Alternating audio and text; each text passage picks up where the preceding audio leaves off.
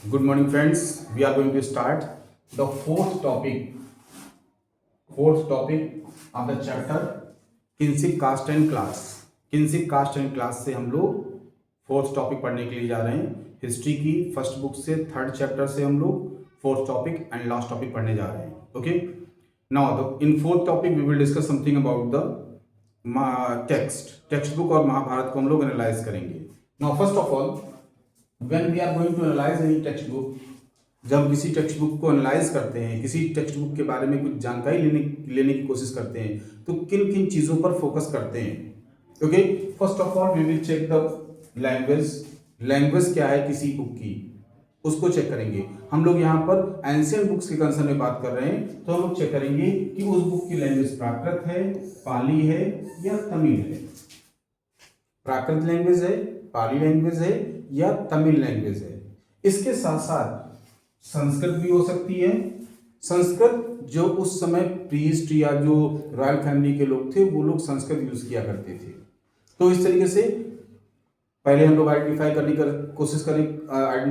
कोशिश करेंगे कि कौन सी लैंग्वेज है, बुक किस लैंग्वेज में लिखी गई है, प्राकृत, पाली, तमिल या संस्कृत लैंग्वेज में। Okay, now the next, then we will try to identify which kind of text it is, किस टाइप का वो टेक्स्ट है, किस टाइप की वो बुक है। जैसे कि हम लोग अगर हिंदी की बात करते हैं, अगर हम लोग इंग्लिश की बात करते हैं, तो इंग्लिश में पोज एंड पोएट्री होती है, वैसे ही हिंदी में गद्य और पद्य होता है। वैसे ही मीन्स काइंड ऑफ टेक्स्ट वो लिटरेचर फॉर्म में, वो पोएम फॉर्म में लिखा हुआ है या स्टोरी फॉर्म में लिखा हुआ है, उसको आइडेंटिफाई करने की कोशिश करेंगे। ओके, यहाँ पर बुक में मंत्र लिखे हुए हैं या नरेशन है, नरेशन मीन्स स्टोरी लिखी हुई है, या डायडेक्टिक है मीन्स टीचिंग्स लिखी हुई है। अगर हम श्रीमद् भागवत गीता की बात करते हैं तो वो डायडेक्टिक है, ठीक है ना। रामायण की बात करते हैं तो वो नैरेटिव है।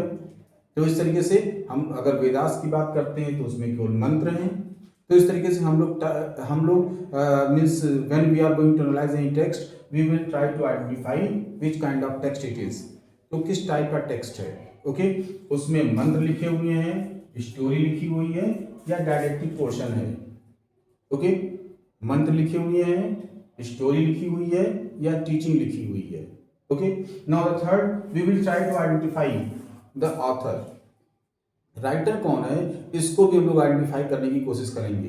क्यों? क्योंकि ऑथर को आइडेंटिफाई करने से, राइटर को आइडेंटिफाई करने से उसका प्रोस्पेक्टिव एंड उसका आइडिया हमको मिल जाता है। उसका प्रोस्पेक्टिव और उसका आइडिया हमें मिल जाता है। फॉर एग्जांपल, कोई एक बुक है, किसी एक इंसिडेंट पर कोई एक बुक लिखी गई है इंडिया में, तो इंडियन प्रोस्पेक्टिव को लेकर लिखी जाएगी, लेकिन वो उसी स्टोरी को अगर पाकिस्तान में लिखा गया है तो पाकिस्तानी प्रोस्पेक्टिव में लिखा जाएगा। तो इस तरीके से होता क्या है कि ऑथर के बारे में जानना जरूरी है कि कौन है उसका author. Now the next, time is mandatory, time भी जानना जरूरी है।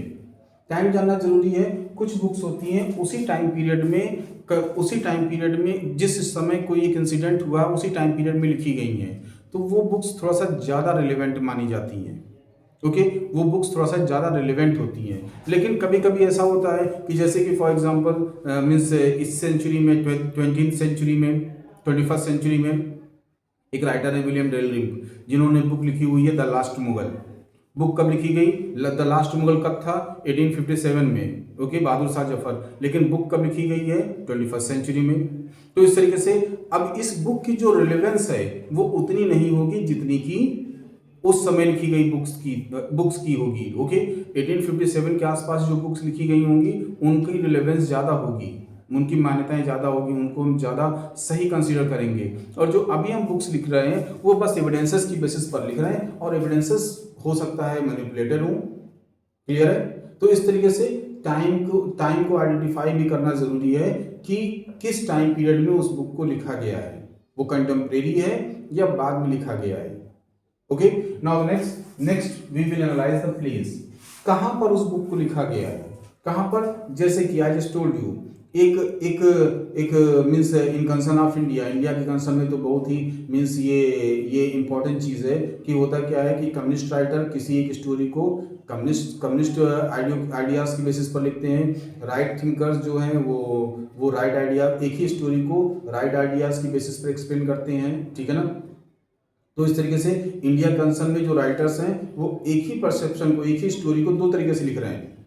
लेकिन अगर हम लोग बात करते हैं, फॉर एग्जांपल अब हम लोग बात करते हैं इंडिया पाकिस्तान के बारे में, अगर वही स्टोरी इंडिया में लिखी गई तो वो इंडियन सेंट्रिक रहेगी, अगर वही स्टोरी पाकिस्तान में लिखी गई तो पाकिस्तान सेंट्रिक रहेगी, ठीक है ना, पाकिस्तान सेंट्रिक रहेगी।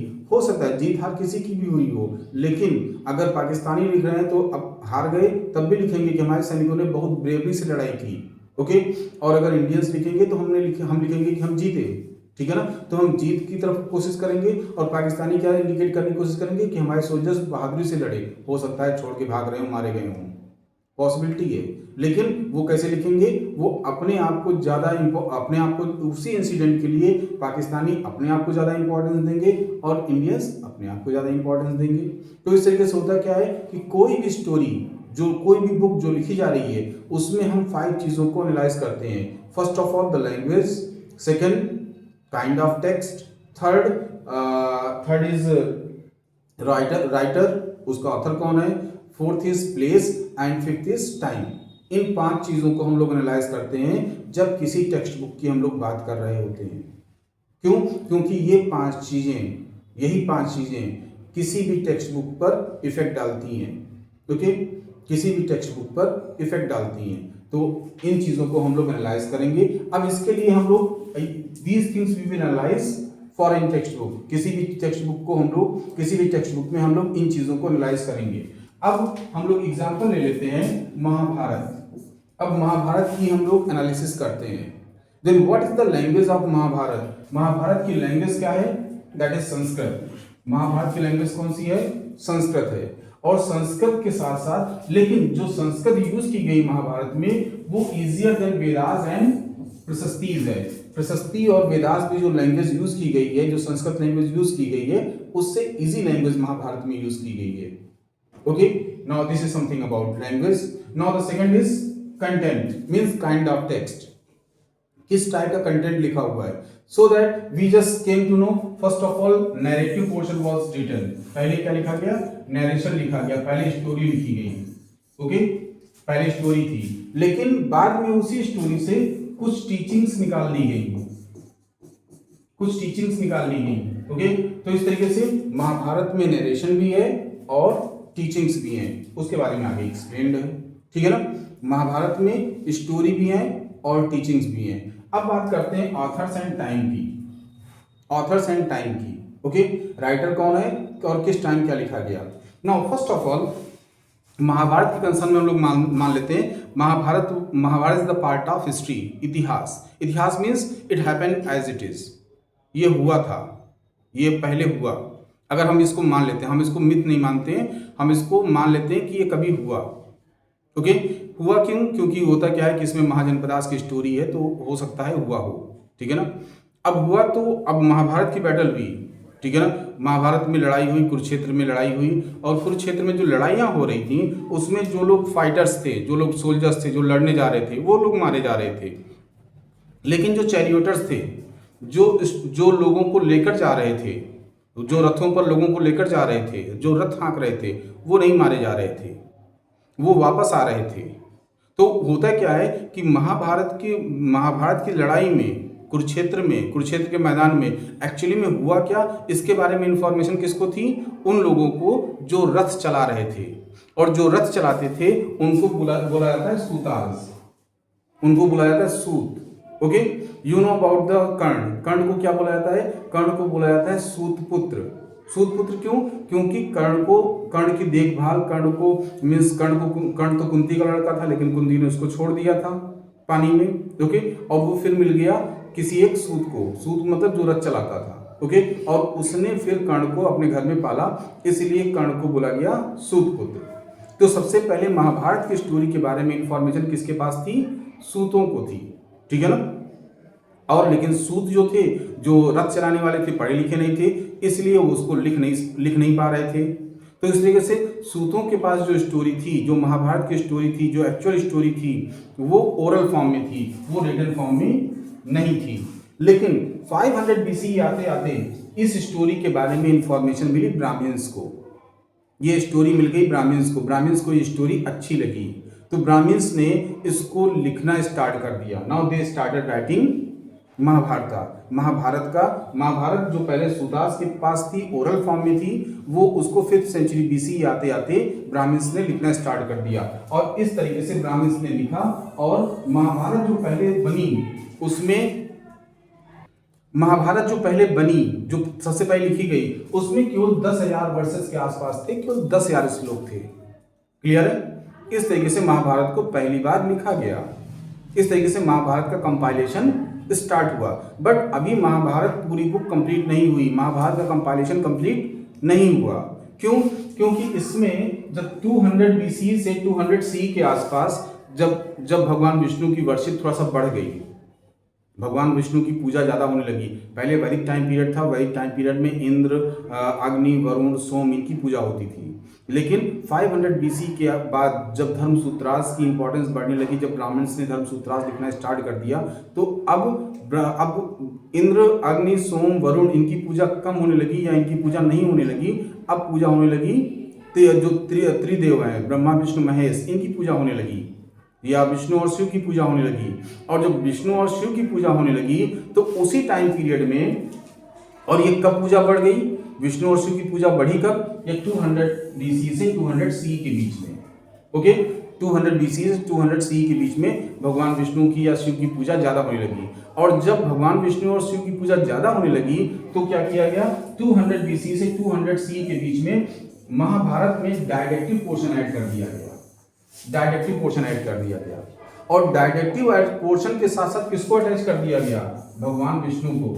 डायडेक्टिव, महाभारत का जो डायडेक्टिव पोर्शन है उसी को हम लोग श्रीमद् भगवद गीता बोलते हैं। और श्रीमद् भगवद गीता किसने नरेट किया हुआ है, किसने बोला हुआ है, भगवान श्री कृष्ण ने बोला हुआ है। ओके, और भगवान श्री कृष्ण को हम लोग किससे कनेक्ट करते हैं, भगवान विष्णु से।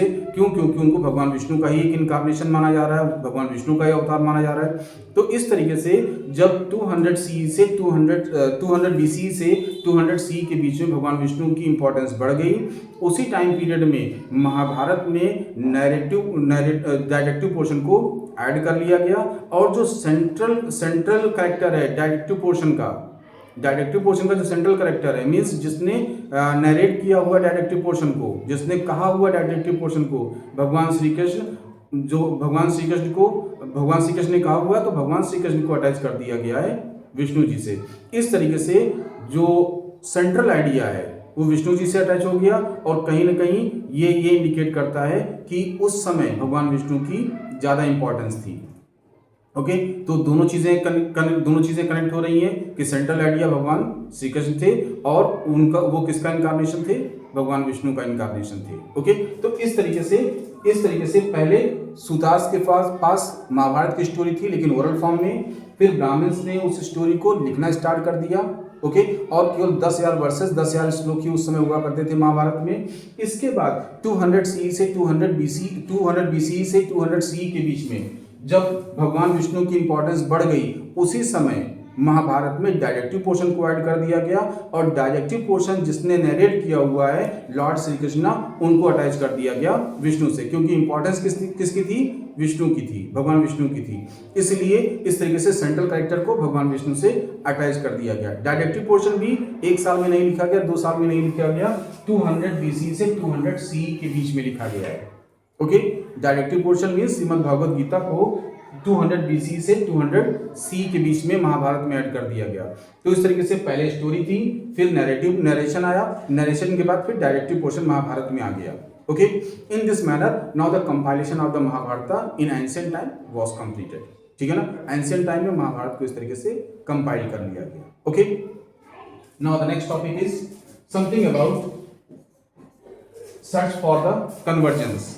अब हम लोग चेक करते हैं सर्चिंग फॉर कन्वर्जेंस। अब हम लोग चेक करते हैं कि महाभारत अगर हम लोग मान लेते हैं कि इतिहास था, महाभारत अगर हुआ तो उसके कुछ हमको रिमेन्स भी मिलने चाहिए, उसके कुछ रिमेन्स या उसके कुछ आर्कियोलॉजिकल एविडेंस भी मिलने चाहिए। तो आर्कियोलॉजिकल एविडेंस मीन्स आइडेंटिफाई करने के पर्पज से अब पहले आइडेंटिफाई किया गया कि कुरु महाजनपद कहाँ था, तो कुरु महाजनपद था upper part of Ganga Doab, Ganga Doab से जस्ट ऊपर कुरु महाजनपद था। ओके, और कुरु महाजनपद की जो कैपिटल सिटी थी दैट वाज हस्तिनापुर। कुरु महाजनपद की जो कैपिटल सिटी थी उसका क्या नाम था, हस्तिनापुर। और आज की डेट में भी, मॉडर्न टाइम पीरियड में भी हमको करीब करीब गंगा दोआब के ऊपर, गंगा दोआब के ऊपर, गंगा दोआब मतलब जो फर्टाइल लैंड है गंगा और यमुना के बीच का, उस दोआब के ऊपर, उस लैंड, उस फर्टाइल लैंड के ऊपर वाले पार्ट में, मीन्स उसके नॉर्दर्न पार्ट में हमको एक, उसके अपर पार्ट में, दोआब के ही अपर पार्ट में हमको एक सिटी मिल रही है हस्तिनापुर, हमको एक विलेज या सिटी मिल रही है हस्तिनापुर, आज की डेट में भी एग्जिस्ट कर रही है। तो जो आर्कियोलॉजिस्ट थे उन्होंने गंगा दोआब की बेसिस पर मीन्स कुरु एम्पायर को आइडेंटिफाई किया, और आइडेंटिफाई किया कि जो हस्तिनापुर आज की डेट में दिख रहा है probably it was the capital city of कुरु डायनेस्टी, ठीक है ना। तो आज की डेट में जो गंगा दोआब के ऊपर जो हमें एरिया मिल रहा है उसको आर्कियोलॉजिस्ट ने आइडेंटिफाई किया कि ये कुरु डायनेस्टी, यहाँ पर कुरु एम्पायर रहा होगा, और उसकी कैपिटल सिटी आज की डेट में जो हस्तिनापुर हमको आइडेंटिफाई हो रही है वही थी। ओके, और जब लोगों ने हस्तिनापुर को आइडेंटिफाई कर लिया तो हस्तिनापुर को एक्सकेवेट करने का प्लान बनाया। ओके, और एक्सकेवेट करना स्टार्ट किया गया 1951-52 में। Who started excavating? B B Lal ने इसको एक्सकेवेट करना स्टार्ट किया। पहले हस्तिनापुर को आइडेंटिफाई किया गया कि जहां पर पहले कुल डायनेस्टी का टाइम जो एरिया हुआ करता था, उसी एरिया में एक सिटी हमको आज की डेट में हस्तिनापुर मिल रही है। और हस्तिनापुर पहले जो एंशिएंट कुल डायनेस्टी थी उसकी कैपिटल सिटी होती थी। तो हमने ये मान लिया ये वही हस्तिनापुर है जिसके बारे में महाभारत में लिखा गया, और फिर इसका एक्सकेवेशन स्टार्ट किया। और जब एक्सकेवेशन कब स्टार्ट हुआ? इन 1951-52 मीन्स यहाँ पर जो खुदाई का कार्यक्रम था, आर्कियोलॉजिकल रिसर्च का वर्क था, वो बीबी लाल ने 1951-52 में स्टार्ट कराया। ओके, अब जब वहाँ पर मीन्स आर्कियोलॉजिकल एक्सकेवेशन स्टार्ट हुआ, जहाँ वहाँ पर खुदाई की गई, तो वहाँ पर उस सिटी में 5 ऑक्यूपेशनल लेवल्स मिली। मीन्स उस सिटी का डेवलपमेंट 5 टाइम पीरियड्स में हुआ है, 5 टाइम पीरियड्स में हुआ है। ओके, लेकिन आर्कियोलॉजिस्ट ने माना जो थर्ड है, जो सेकंड और थर्ड ऑक्यूपेशनल लेवल है वो इंपॉर्टेंट है, बाकी सारी लेवल्स बेकार है, ठीक है ना, उनकी स्टडी नहीं की गई। क्यों? क्योंकि सेकंड और थर्ड में उनको कुछ चीजें मिली जिनकी आर्कियोलॉजिकल इंपॉर्टेंस थी, ठीक है ना। लेवल कैसे हैं? लेवल नीचे से है 1, 2, 3, 4 एंड 5। तो सबसे पहले second level, second occupational level में क्या क्या मिला हुआ है? सबसे पहले सेकंड ऑक्यूपेशनल लेवल का जो टाइम पीरियड है वो 12th सेंचुरी से 7th सेंचुरी के बीच में है। ओके, नेक्स्ट वहां पर जो घर मिले हुए हैं, वो घरों की जो दीवार बनी हुई है वो मड से बनी हुई है या मड ब्रिक से बनी हुई है। तीसरा, जो वहां पर घर बने हुए हैं वो अनप्लान्ड स्ट्रक्चर में बने हुए हैं, अनप्लान्ड स्ट्रक्चर में बने हुए हैं। मीन्स पहले जैसे हम लोग हड़प्पा की बात करते हैं तो प्लान्ड सिटीज थी, यहाँ पर कोई प्लानिंग नहीं थी, यहाँ पर बस सोशल मीन्स घरों को बना लिया, सोसाइटी ने घरों को बना लिया हुआ है, ठीक है ना, कोई प्लानिंग नहीं है। और सबसे इंपॉर्टेंट, यहाँ पर जो हमें वॉल्स मिल रही हैं, जो मड वॉल्स मिल रही हैं, उन पर रीड को चिपकाकर, रीड एक टाइप की ग्रास होती है, उसको चिपकाकर उस पर प्लास्टर किया गया है, या प्लास्टर करने के बाद उस पर चिपकाया गया है, ठीक है ना, जिससे कि शायद वॉल और मजबूत हो जाए। तो क्यों? क्योंकि हमें रीड एक टाइप की ग्रास होती है, उसके मार्क्स हमको वॉल्स पर मिल रहे हैं। तो ये इंडिकेट करता है रीड को या तो चिपकाया जा रहा था, या रीड के मीन्स पहले मिट्टी लगा दी गई फिर उसके ऊपर रीड को चिपकाया गया, या पहले रीड लगाकर फिर उसके ऊपर मिट्टी को चिपकाया गया, ठीक है ना। किसी भी तरीके से वहां पर रीड का यूज किया जा रहा था, ठीक है ना। तो 4 चीजें हमको मिल रही हैं। पहले time period 12 to 7 BCE। Okay, next unplanned structure है, सोसाइटी का अनप्लान्ड स्ट्रक्चर है, घरों को अनप्लान्ड तरीके से बनाया गया है। तीसरा, वॉल्स को मड एंड मड ब्रिक से बनाया गया है। चौथा, यहाँ पर मड से उसको मीन्स जो वॉल है उसके ऊपर रीड के इंप्रेशंस मिले हुए हैं, प्रिंट्स मिले हुए हैं, इंडिकेट करता है कि कहीं ना कहीं रीड को उस पर चिपकाया जा रहा था, या पहले मिट्टी लगाने के बाद चिपकाया जा रहा था, या चिपकाने के बाद मिट्टी लगाई जा रही थी, दैट वाज, ठीक है ना। इस तरीके से हमको सेकंड लेवल पर ये इंफॉर्मेशन मिल रही है। Now what information we are getting for the third level? Third level के लिए हमको क्या इंफॉर्मेशन मिल रही है?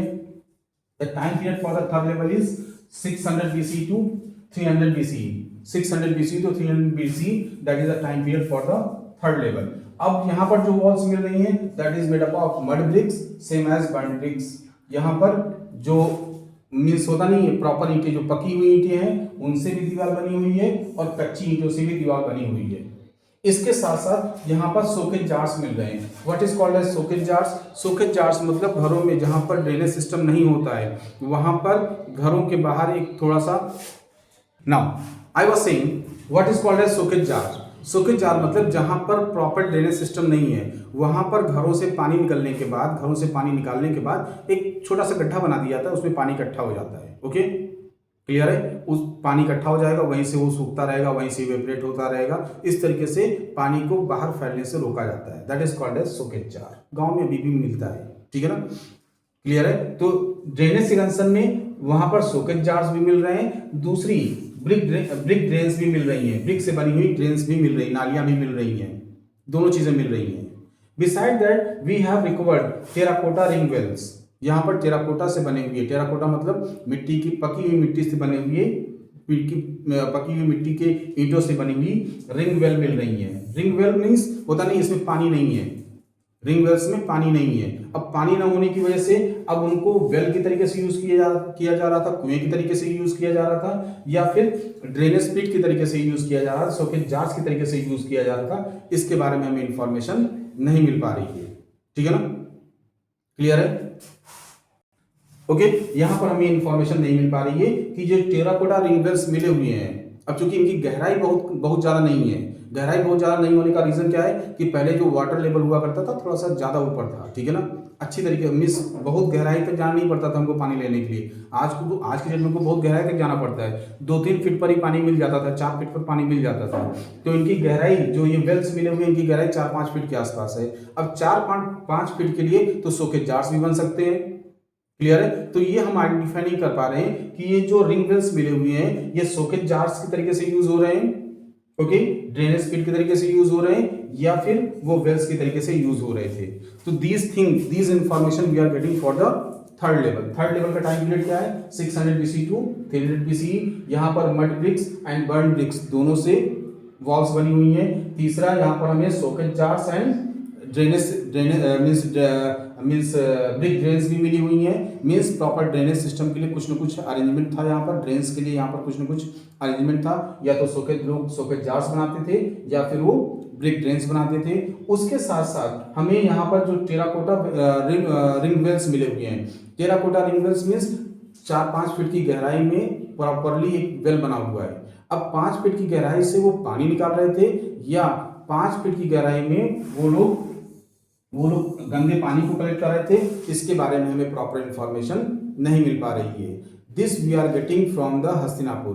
ये ये इंफॉर्मेशन हमें सेकंड और थर्ड लेवल से हस्तिनापुर से मिल रही है, जिसमें जहां पर एक्सकेवेशन किया हुआ है बीबी लाल ने 1951 एंड 52 के बीच में। Okay, this is something about Hastinapur. Now next topic is something about polyandry. Mahabharat की अगर हम लोग बात करते हैं तो बहुत सारी चीजें हम लोग पढ़ते हैं महाभारत में, बहुत सारे रिलेशंस के बारे में पढ़ते हैं, बहुत सारी मीन्स सोशल नॉर्म्स के बारे में पढ़ते हैं। लेकिन जो सबसे इंपॉर्टेंट चीज हमको दिखती है दैट इज पॉलीएंड्री। पॉलीएंड्री केवल महाभारत ही एक ऐसा टेक्स्ट है जहां पर हमको मिल रही है, बाकी किसी भी बुक में हमको पॉलीएंड्री देखने को नहीं मिलती है। तो इसका रीजन क्या है? इट इज कंसिडर दैट, ये माना जाता है कि पहले ये सोसाइटी में प्रिवलेंट थी, पहले ये सोसाइटी में था। मीन्स पहले सोसाइटी में पॉलीएंड्री मीन्स जब एक मीन्स होता नहीं है, एक ही वाइफ के बहुत सारे हस्बैंड होते हैं। ओके, एक ही वाइफ के बहुत सारे हस्बैंड होते हैं, then that is called as polyandry. तो पॉलीएंड्री का जो कॉन्सेप्ट है पहले सोसाइटी में एग्जिस्ट हो रहा था। पहले इसको मीन्स रूलिंग फैमिलीज इसको फॉलो कर रही थी पॉलीएंड्री को। क्लियर है? लेकिन धीरे धीरे करके ब्राह्मण्स ने इसको रिजेक्ट कर दिया और इसलिए पॉलीएंड्री का दूसरा कोई एग्जांपल हमको नहीं मिलता है। दूसरी चीज है कि इसको ब्राह्मण्स ने, ये सोसाइटी में एग्जिस्ट कर रहा था, ब्राह्मण्स ने धीरे धीरे करके इसको अनयूजुअल और अनडिजायरेबल समझा, अनयूजुअल एंड अनडिजायरेबल इसको माना, और इस तरीके से धीरे धीरे करके पॉलीएंड्री का कॉन्सेप्ट खत्म हो गया। ओके, तीसरी चीज, अगर अभी हम चेक करते हैं foot hills of Himalaya, Himalaya के फुट हिल्स रीजन में जहाँ पर प्रॉपर ट्राइबल्स रहते हैं, अभी भी प्रॉपर कनेक्टिविटी नहीं है, उस एरिया में अभी भी पॉलीएंड्री का कॉन्सेप्ट एग्जिस्ट करता है। ओके, अभी भी एग्जिस्ट कर रहा है।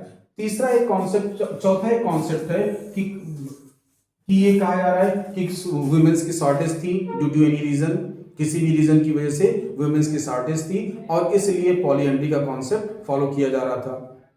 तो पॉलीएंड्री के कंसर्न में यहाँ पर हमारे पास 4 परसेप्शंस हैं। पहला कि रूलिंग फैमिलीज में पहले ये प्रिवलेंट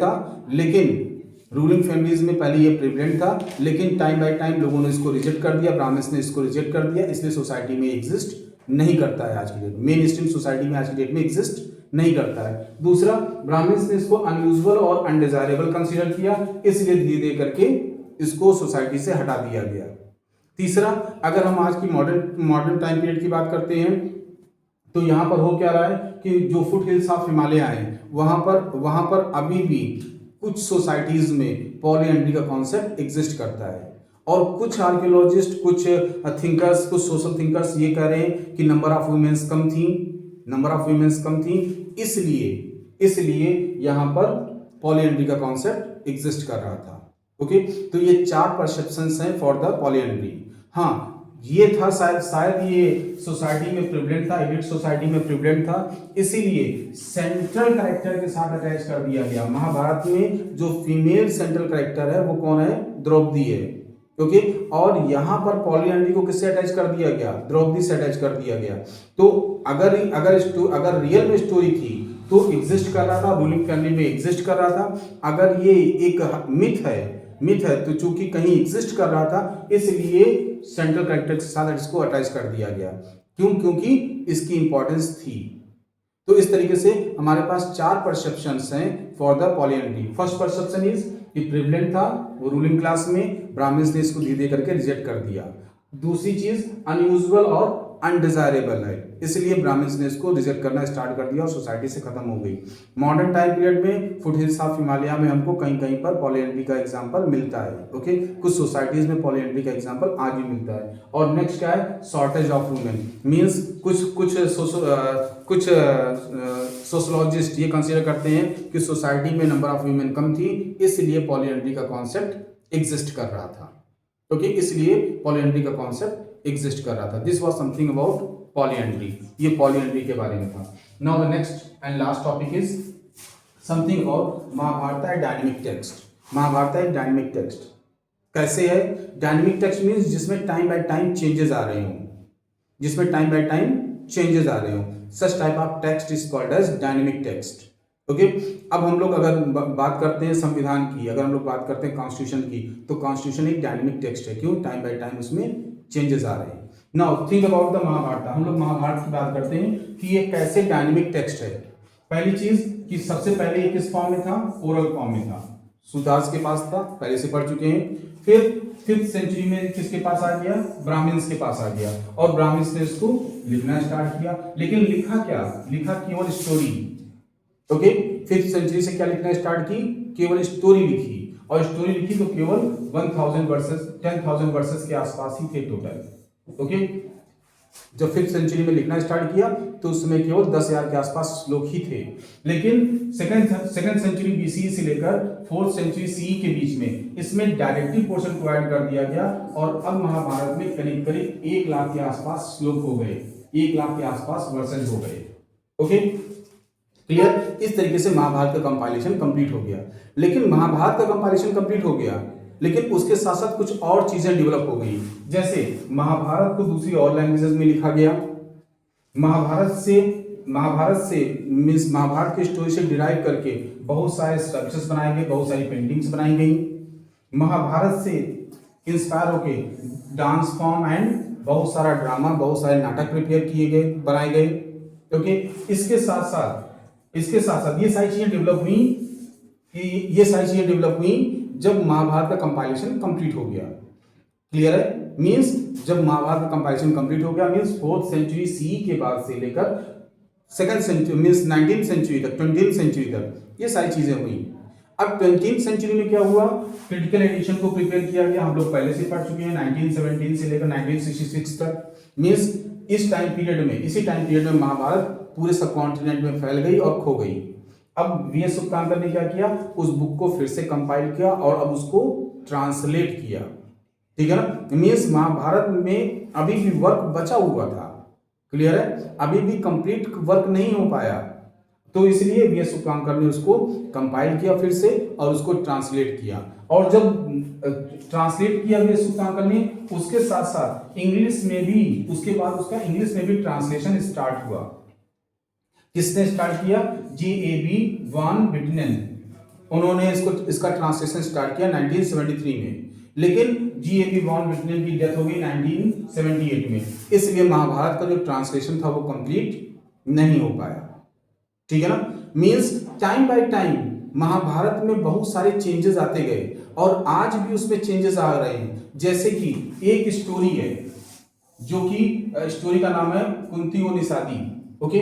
कुंती और निषादी स्टोरी को महाश्वेता देवी ने अपनी बुक में लिखा हुआ है, ओके, और ये कहीं ना कहीं महाभारत से कनेक्टेड है, लेकिन महाभारत की जो ओरिजिनल बुक है उसमें ये स्टोरी नहीं है, ये स्टोरी एग्जिस्ट नहीं कर रही है। तो कुछ स्टोरीज ऐसी हैं महाभारत से रिलेटेड जो सोसाइटी में ओरल फॉर्म में आज भी एग्जिस्ट कर रही हैं और उनको अलग अलग बुक्स में लिखा गया है। महाभारत की मेन बुक में कंपाइल नहीं किया गया है, लेकिन उनको महाभारत की मेन बुक में कंपाइल किया जा सकता है, ठीक है ना। मीन्स महाभारत से रिलेटेड बहुत सारी स्टोरीज अभी भी लिखी जानी बची हुई हैं, and that's why the Mahabharat is called as a dynamic text. क्यों, क्योंकि अगर हमें टाइम मिलेगा, अगर हमें मीन्स होता नहीं, अगर कैपेबिलिटी रहेगी, आपके पास संस्कृत की इंफॉर्मेशन रहेगी, तो आप इस स्टोरी को महाभारत की क्रिटिकल एडिशन में अटैच कर सकते हैं, जोड़ सकते हैं, क्लियर है। तो इन this manner I just told you, पहले महाभारत ओरल फॉर्म में थी, फिर नरेशन लिखा गया, फिर डायरेक्टिव पोर्शन को लिखा गया, फिर अब महाभारत को दूसरी अदर लैंग्वेजेस में ट्रांसलेट किया गया, बहुत सारी लैंग्वेजेस में ट्रांसलेट किया गया, इंडियन सब कॉन्टिनेंट की बहुत सारी लैंग्वेजेस में ट्रांसलेट किया गया। इसके बाद महाभारत से रिलेटेड बहुत सारे स्कल्पचर और पेंटिंग बनाई गई, महाभारत से रिलेटेड बहुत सारा डांस और ड्रामा प्रिपेयर किया गया। इसके बाद महाभारत का क्रिटिकल एडिशन 1917 में प्रिपेयर किया गया, मीन्स महाभारत को कंपाइल किया गया, फिर से जो महाभारत पूरे सब कॉन्टिनेंट में फैल गई थी उसको कंपाइल किया गया और उसका ट्रांसलेशन किया गया हिंदी में। इसके बाद उसका इंग्लिश में ट्रांसलेशन किया गया, लेकिन कंप्लीट नहीं हुआ। और उसके साथ साथ कुछ स्टोरीज हैं जो ओरल फॉर्म में अभी भी सोसाइटी में एग्जिस्ट कर रही हैं, जैसे कि कुंती और निषादी की स्टोरी जो कि महाश्वेता देवी ने लिखी हुई है। ये स्टोरी कहीं ना कहीं सोसाइटी में एग्जिस्ट कर रही है, इसको महाश्वेता देवी ने कलेक्ट किया हुआ है, ठीक है ना, इसको महाश्वेता देवी ने लिखा हुआ है। तो इस तरीके से बहुत सारी ऐसी स्टोरीज हैं जो महाभारत से बिलोंग करती हैं, लेकिन मेन महाभारत का पार्ट नहीं है। इस तरीके से हम कह सकते हैं कि अभी भी बहुत सारी स्टोरीज को महाभारत में कंपाइल किया जाना बचा हुआ है, and that's why Mahabharat is called as a dynamic text because of time by time the Mahabharata book was changed, क्योंकि टाइम बाय टाइम इस बुक में बहुत सारे चेंजेस आते गए, इसमें कुछ न कुछ अटैच होता गया, इसलिए हम इसको डायनेमिक टेक्स्ट मानते हैं। This is sufficient for fourth topic and sufficient for this chapter, and in this manner we have completed this chapter. We will start the next chapter in next session. Okay, thank you.